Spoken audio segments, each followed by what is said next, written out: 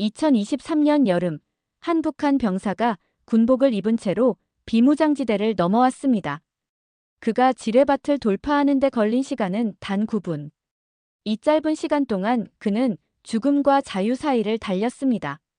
대한민국 군은 열화상 카메라로 그의 움직임을 포착했지만 북한군의 추격 사격은 없었습니다. 그가 남쪽으로 달려오는 동안 발생한 일은 한국 사회를 충격에 빠뜨렸고 그의 증언은 북한군의 실상을 적나라하게 드러냈습니다. 저는 그 병사입니다. 22년간 북한에서 살았고 그중 4년을 군인으로 복무했습니다. 제 이름은 김성철, 함경북도 무산 출신입니다. 이 이야기는 제가 직접 겪은 실제 증언을 바탕으로 재구성했습니다. 꽃제비 채널은 여러분이 모르는 북한의 진실을 전합니다. 오늘은 제가 어떻게 군복을 입은 채 죽음의 지뢰밭을 9분 만에 돌파했는지 그리고 그 이후의 삶은 어떻게 변했는지 이야기하겠습니다. 구독과 좋아요 버튼을 눌러주시면 더 많은 탈북자들의 진실된 이야기를 들으실 수 있습니다. 저는 1998년 무산군의 한 광산 노동자 가정에서 태어났습니다. 아버지는 광산에서 일했고 어머니는 장마당에서 두부를 팔아 생계를 이었습니다. 우리 가족의 성부는 그저 평범한 노동계급. 잘 살지도 그렇다고 굶지도 않는 애매한 위치였습니다. 2016년 18살이 되자 입대 통지서가 날아왔습니다. 북한에서 군 복무는 선택이 아닙니다. 남자는 최소 10년, 여자는 7년을 복무해야 합니다. 저는 강원도 철원 인근의 최전방 부대에 배치되었습니다. DMZ 바로 북쪽, 남한과 가장 가까운 곳이었습니다. 군 생활은 지옥이었습니다. 하루 2끼, 강냉이밥에 소금국이 전부였습니다.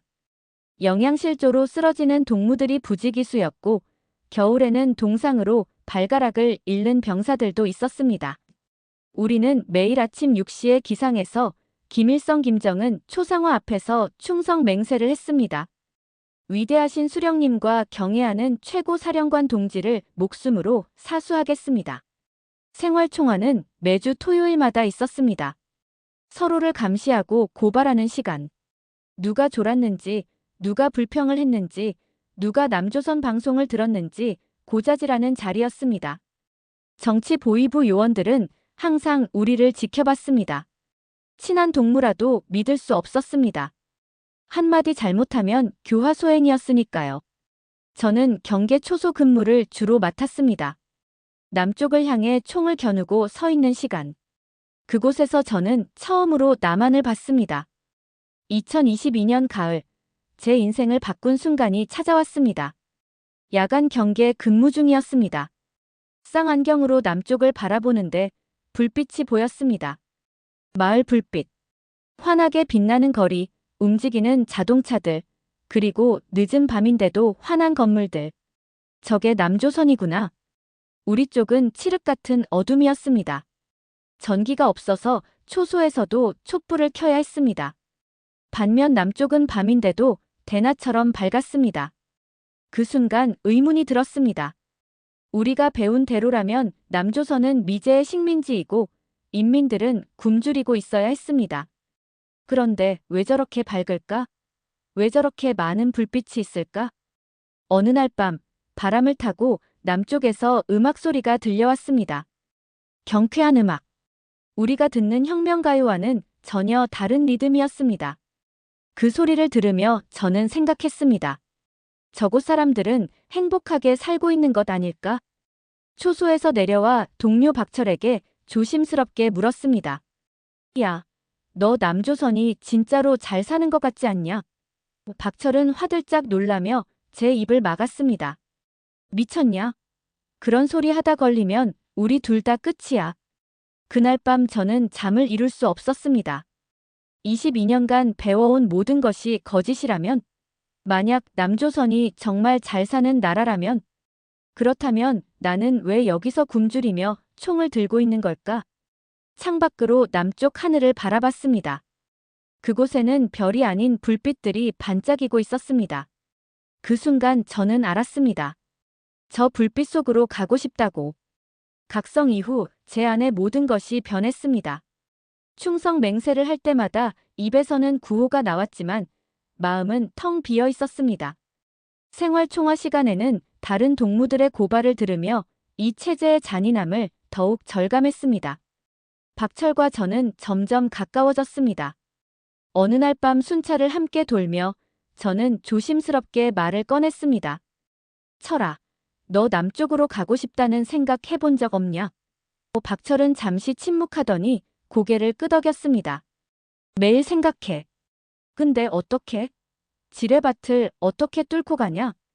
우리는 그날부터 조심스럽게 계획을 세우기 시작했습니다. 하지만 곧 문제가 생겼습니다. 같은 중대의 김명수가 우리를 의심하기 시작한 겁니다. 그는 정치 보위부와 가까운 놈이었습니다. 야, 성철아, 요즘 내가 생활총화 때 말이 없던데 혹시 사상에 문제가 있는 거 아니냐? 공포가 엄습했습니다. 만약 김명수가 보위부에 보고하면 저와 박철은 즉시 체포될 것입니다. 탈북 기도는 총살감이었습니다. 우리는 시간이 없었습니다. 어느 날 밤 박철이 제게 속삭였습니다. 성철아, 우리 이번 주에 가자. 더 이상 기다릴 수 없어. 김명수가 눈치챈 것 같아. 저는 그의 눈을 봤습니다. 공포와 결의가 섞여 있었습니다. 알았어. 가자. 죽더라도 여기서 썩는 것보단 낫다. 그날 밤 우리는 약속했습니다. 72시간 후 야간 경계 근무가 바뀌는 그 틈을 타서 남쪽으로 달리기로. 성공하면 자유, 실패하면 죽음. 둘 중 하나였습니다. 탈출 준비는 철저해야 했습니다. 하지만 우리에게 준비할 것은 거의 없었습니다. 돈도 없고 민간인 옷도 없었습니다. 오직 입고 있는 군복과 우리 몸뚱이뿐이었습니다. 가장 중요한 것은 타이밍이었습니다. 경계 초소 근무 교대 시간은 밤 11시. 그 시간에 10분 정도 공백이 생깁니다. 세조가 올라오고 구조가 내려가는 그 짧은 순간. 바로 그때가 기회였습니다. 지뢰밭 지도는 머릿속에 외웠습니다. 부대에서 몇 년간 근무하며 대략적인 안전 루트를 파악했습니다. 물론 100% 확실한 것은 아니었습니다. 한 발만 잘못 디뎌도 산산조각 날 수 있었습니다. 박철은 원래 함께 갈 계획이었습니다. 하지만 탈출 이틀 전, 그가 급작스럽게 다른 부대로 차출되었습니다.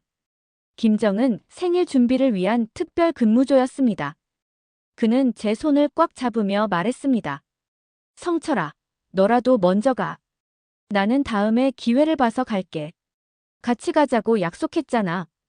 약속은 남쪽에서 지키자. 너라도 살아야 나도 희망이 있어. 저는 혼자 가기로 결심했습니다. D-데이는 2023년 8월 17일. 제 운명이 결정되는 날이었습니다. 탈출 당일 오후, 저는 평소처럼 생활했습니다. 티를 내면 안 됐습니다. 저녁 식사로 강냉이밥을 먹으며 동료들과 농담을 주고받았습니다. 하지만 제 손은 떨리고 있었습니다.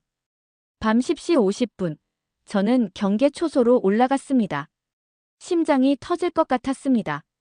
11시 정각, 교대 시간. 저는 숨을 깊이 들이마셨습니다.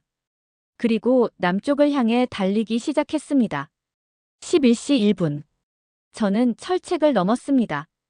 가시철 조망이 군복을 찢고 살을 파고들었지만 아픔을 느낄 겨를이 없었습니다. 지금은 오직 달려야 할 때였습니다. 지뢰밭이 시작되었습니다. 달빛 아래 희미하게 보이는 땅. 저는 머릿속에 외운 안전 루트를 떠올리며 뛰었습니다. 왼쪽으로 15m, 그 다음 직진 20m, 다시 오른쪽으로. 발밑에서 무언가 딱딱한 것이 느껴졌습니다. 지뢰, 아니면 돌, 알 수 없었습니다. 그냥 계속 달렸습니다. 멈추는 순간 죽는 것이었습니다. 11시 3분. 뒤에서 호각 소리가 들렸습니다. 누군가 제가 없어진 것을 알아챘습니다. 탈영병이다. 사격 준비. 총성이 울렸습니다. 타타탕. 총알이 제 머리 위를 스쳐 지나갔습니다. 저는 지그재그로 달렸습니다. 직선으로 뛰면 명중당합니다. 좌로, 우로, 앞으로. 폐가 터질 것 같았습니다. 군복은 땀으로 흠뻑 젖었습니다. 11시 5분. 폭발음이 들렸습니다. 제 오른쪽 5m 지점. 지뢰가 터진 것입니다. 하지만 제가 밟은 것이 아니었습니다. 총알이 지뢰를 건드린 것 같았습니다. 폭발의 충격파가 저를 넘어뜨렸지만 저는 다시 일어나 달렸습니다. 11시 7분. 더 이상 총성이 들리지 않았습니다. 사정거리를 벗어난 것입니다. 하지만 아직 지뢰밭은 끝나지 않았습니다. 남한군의 지뢰밭이 시작되는 지점. 여기서 다시 조심해야 했습니다. 11시 9분. 저는 남한군 철책을 봤습니다. 저 너머가 자유입니다. 마지막 힘을 짜내어 달렸습니다. 철책 아래로 몸을 던졌습니다. 그리고 저는 남한 땅에 쓰러졌습니다. 9분간의 질주가 끝난 순간이었습니다. 움직이지 마. 손들어. 한국어였습니다. 하지만 억양이 달랐습니다. 남한 군인들이었습니다. 저는 두 손을 머리 위로 올렸습니다. 저는 북한군입니다. 귀순하러 왔습니다. 열화상 카메라와 총구가 저를 겨냥하고 있었습니다. 저는 천천히 군복의 단추를 풀어 보여줬습니다. 그 안에는 아무것도 없었습니다. 무기도 없고 폭발물도 없었습니다. 한국군 장교가 다가왔습니다. 일어서세요. 천천히. 저는 일어섰고 그 순간 다리에 힘이 풀렸습니다. 쓰러지려는 저를 군인 2명이 부축했습니다. 괜찮습니까? 다친 곳은 없습니까? 그들의 목소리는 부드러웠습니다. 북한군의 고함 같은 것이 아니었습니다. 저는 그제야 제가 살아있다는 것을, 자유 대한민국에 도착했다는 것을 실감했습니다. 눈물이 쏟아졌습니다. 22년간 억눌렀던 모든 감정이 터져 나왔습니다. 감사합니다. 정말 감사합니다. 저는 계속 그 말만 반복했습니다. 군 병원으로 이송되었습니다. 의사들이 제 몸을 검사했습니다. 영양실조, 기생충, 각종 질병. 제 몸은 만신창이었습니다. 하지만 저는 행복했습니다. 여기는 따뜻한 침대가 있었고 깨끗한 물이 있었고 제대로 된 음식이 있었습니다. 조사관들이 왔습니다. 국정원, 군정보부. 그들은 제게 수없이 많은 질문을 했습니다. 저는 모든 것을 이야기했습니다. 북한군의 실상, 지뢰밭의 위치, 경계체계, 그리고 제가 왜 목숨을 걸고 이곳에 왔는지. 3개월간의 조사와 교육 끝에 저는 하나원에 입소했습니다. 그곳에서 저는 새로운 삶을 배우기 시작했습니다. 지금 저는 서울에서 살고 있습니다. 탈북한 지 1년 반이 되었습니다. 처음에는 모든 것이 낯설었습니다. 신호등, 지하철, 스마트폰, 편의점. 남한 사람들에게는 당연한 것들이 저에게는 신기한 마법 같았습니다. 정부 지원으로 작은 원룸을 얻었고 지금은 물류회사에서 일하고 있습니다. 월급은 250만 원. 북한에서는 평생 벌 수 없는 돈입니다. 저는 매달 10만 원씩 저축하고 있습니다. 언젠가 제 가족을 데려올 수 있기를 꿈꾸며 밤이면 가끔 악몽을 꿉니다. 지뢰밭을 달리는 꿈, 총에 맞는 꿈, 보위부에 잡히는 꿈. 깨어나면 온몸이 땀으로 젖어 있습니다. 하지만 창밖을 보면 서울의 야경이 보입니다. 제가 초소에서 보았던 그 불빛들.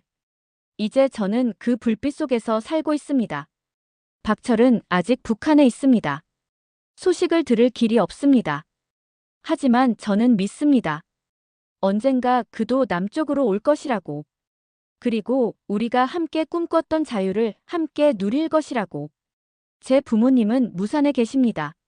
제가 탈북한 후 처벌을 받았을지도 모릅니다. 그것이 제 마음의 가장 큰 짐입니다. 하지만 저는 여기서 성공해야 합니다. 그래야 언젠가 그분들을 구할 수 있으니까요. 탈북은 끝이 아니라 시작입니다.